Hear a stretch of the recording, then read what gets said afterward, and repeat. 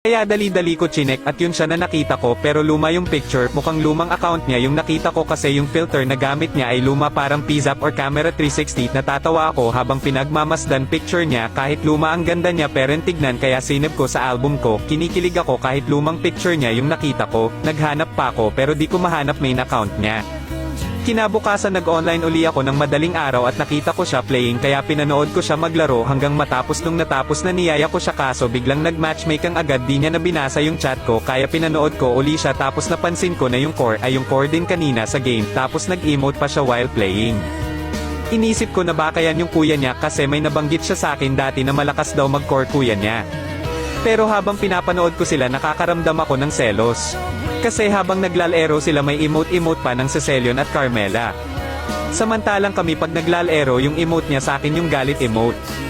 Kaya nakaramdam ako ng sakit para akong pinagsakluban ng langit at lupa tapos inalog, ganun yung nararamdaman ko nung mga oras na pinapanood ko sila at hindi lang yun dahil din core user yung kasama niya samantalang ako XP lane or gold lane at ang galing nila panoorin pero hindi ko na tinapos kasi nagseselos ako kahit hindi dapat at naglaro na lang ako mag-isa pero this time nag-core ako kaya ayun na lose streak ako.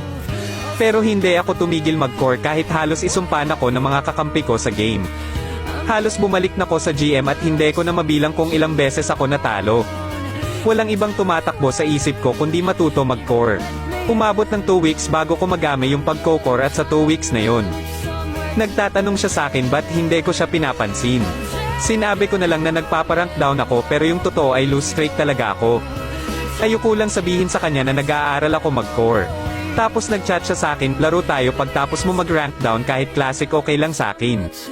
Sabi niya, hindi ko alam kung ano mararamdaman ko, halo-halo may saya, kilig yung kilig na malalabas mo lang pag mag-isa ka sa kwarto yung gusto mo tumalon sa kilig ganon.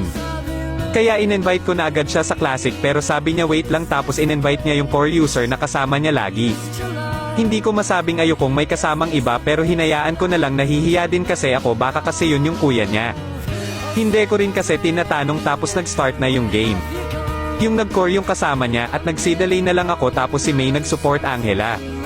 Habang naglalaro kami pinagmamasdan ko sila at grabe nakakaselos talaga dahil halos lahat ng sanib dun lang sa kasama niya tapos may pa-emote-emote pa at naka-on mic pa sila nagtatawanan tapos mukhang masaya sila habang naglalaro habang ako nakikinig lang nahiya kasi ako mag-mic tapos dun ko na nalaman na mag-classmate pala sila dahil yung topic nila ay about sa school nila. Natapos na yung game at nag-offline ako, pag open ko ng messenger may nag-message sa akin.